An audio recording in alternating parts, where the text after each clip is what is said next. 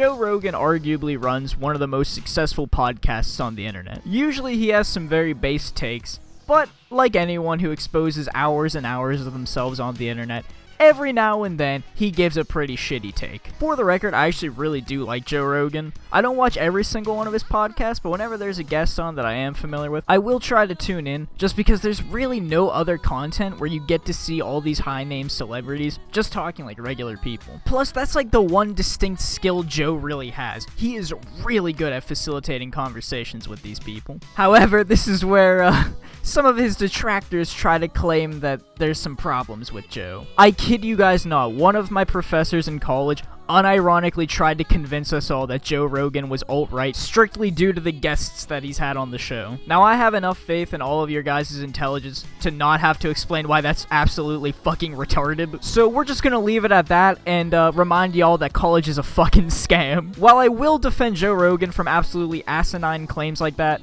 I won't defend him when he says some dumb shit, because obviously if you couldn't tell by this point, today he said some dumb shit. I'll play the clip because I don't want to take the man out of context, but he gave a really bad take on the concept of playing video games. So I'm gonna show you that shit, and then we're gonna break it down and just point out why this is a fucking horrific take.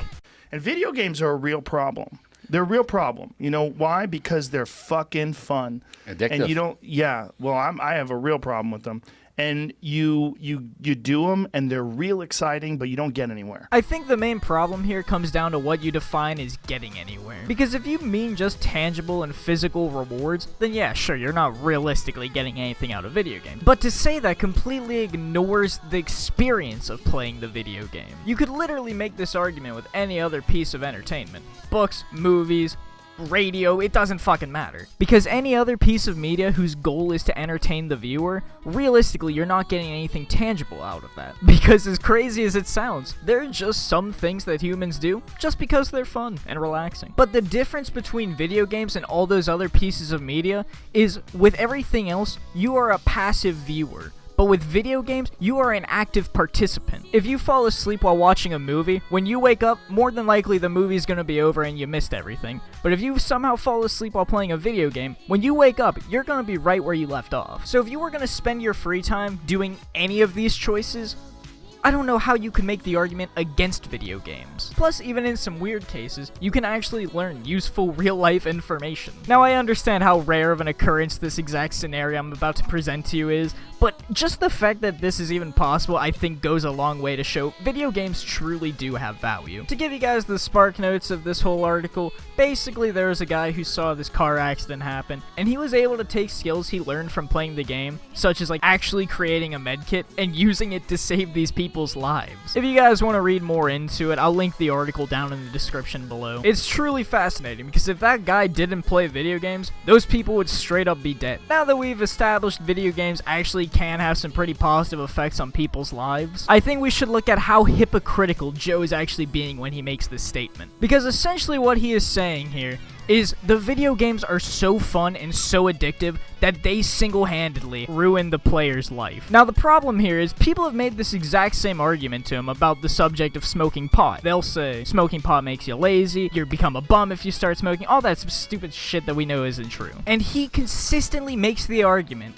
that it falls down to the individual being lazy and not the drug making them lazy, which is 100% based and factual. But the problem here is he's just not being consistent. Let me just show you the clip, that way it's coming straight out of his mouth and there's nothing that gets misconstrued. I don't know who's doing it. I don't know who's voting. There's just a lot of people that have this idea that pot smokers are dumb and lazy and a problem, and they don't understand. There's a lot of pot smokers like you or like me that work hard as fuck and are just adults.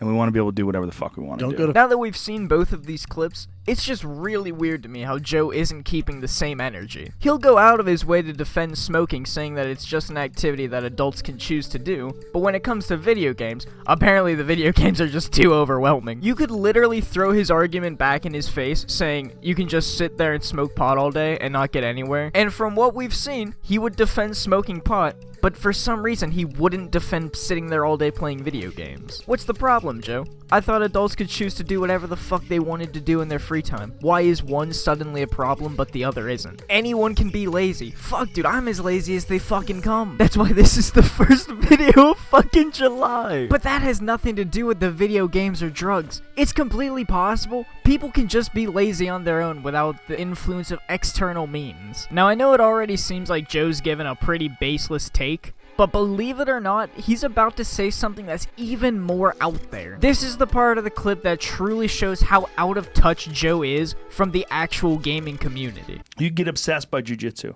and then 3 years later, you're like an elite jiu-jitsu athlete. You're entering in competitions. You're a purple belt. You're moving up. Yeah, you're doing well. Right. You're thinking, like, I might be able to open my own school one day. Joe technically isn't wrong with what he just said, but what he just said is so unrealistic that at that rate, you might as well just say play video games for 3 years so you can become an esports player. Now, as much of a joke as esports actually is, there's no denying that there's shit tons of money to be made from that industry. Even if you choose to not go down that specific path, you can still make YouTube videos, you can stream shit. The point I'm trying to get at is there's a lot of money that you can make simply from sitting on your ass and playing video games. Which is absolutely shocking that Joe Rogan, the guy with one of the most popular podcasts on the internet, doesn't understand this fact. Holy shit, I can have this would be amazing. And then you see your jiu-jitsu school, and your jiu-jitsu instructor has all these students and drives a Mercedes, and he's got a nice family, and like, that's the future. This way, you're doing something exciting and fun, and you don't.